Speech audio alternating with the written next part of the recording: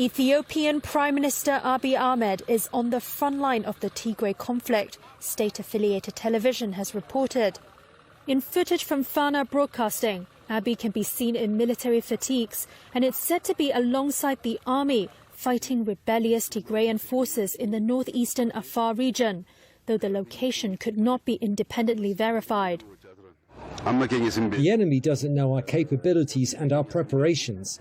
Because of their contempt and from their wrong evaluation of us, they have made attempts. But instead of sitting in Addis, we made a change and decided to come to the front. As you can see, this mountain was held by the enemy until yesterday. Now we've captured it. Today we will also capture Chifra and Berka. Abiy announced late on Monday night that he was going to the front lines.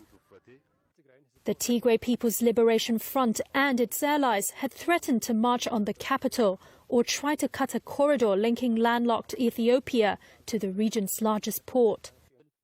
U.S. Special Envoy Jeffrey Feltman said this week that the Tigrayan forces had been able to make progress south towards the capital, but that the military had beaten back several attempts to cut the transport corridor on the Eastern Front.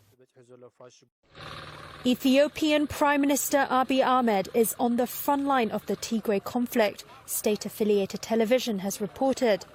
In footage from Fana Broadcasting, Abiy can be seen in military fatigues, and it's said to be alongside the army fighting rebellious Tigrayan forces in the northeastern Afar region, though the location could not be independently verified. The enemy doesn't know our capabilities and our preparations. Because of their contempt and from their wrong evaluation of us, they have made attempts. But instead of sitting in Addis, we made a change and decided to come to the front. As you can see, this mountain was held by the enemy until yesterday. Now we've captured it. Today we will also capture Chifra and Berka. Abiy announced late on Monday night that he was going to the front lines.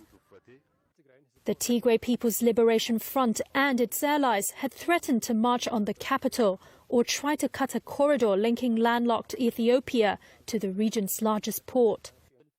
U.S. Special Envoy Jeffrey Feltman said this week that the Tigrayan forces